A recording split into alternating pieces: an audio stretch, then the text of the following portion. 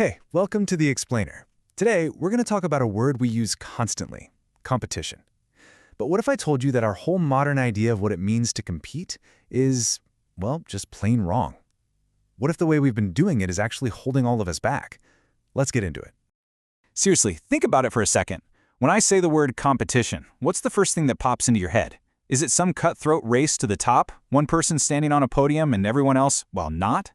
The answer we're taught seems so simple, but it ends up shaping almost everything in our lives, from our jobs to our relationships. Yeah, we're all taught that competition is this zero-sum game, right? For you to win, someone else has to lose. But what if that whole idea isn't some law of nature? What if it's just a story we've been telling ourselves? A story that's become a trap, limiting what we can actually achieve. Okay, so first, let's break down the model of competition that's pretty much everywhere today. We're going to call it the destructive model. So this model, it basically tells you that to win, you have to trample other people. You've got to dominate them, mock them, and do whatever it takes to get to the top. It even says you should block the next generation from having a shot.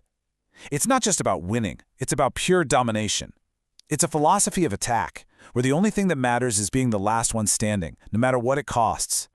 This source material for this explainer calls this combative competition. And it makes sense, right? It's all about you, maximizing your own pleasure, your own profit at any cost. This model doesn't care about history, culture, or respecting anyone else. It's all in service of what you could call the cult of the self. And it basically turns competition into a kind of war. And the fallout from this kind of thinking? Well, it's huge. We're not just talking about a toxic office environment. When a whole society starts to think this way, competition becomes, and I'm quoting here, a continuous invitation to hatred, war, alienation, distancing, and isolation. Basically, it's a system that's literally designed to tear us apart.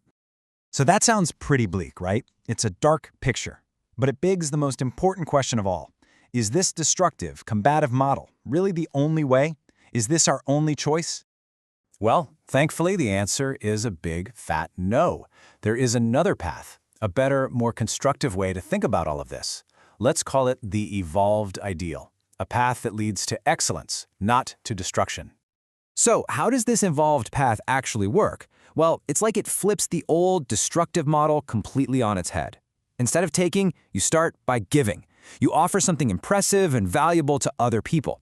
From there, your actions earn you genuine respect. You grow, but you do it fairly and transparently. And the final step? You become an example that actually inspires and helps other people to rise up right alongside you. And this right here, this is the big shift in thinking. See, in this model, evolved competition isn't about who you crush on your way to the top. It's about setting such a high bar of excellence that you pull everyone else up with you. It's a collective journey, not a lonely fight.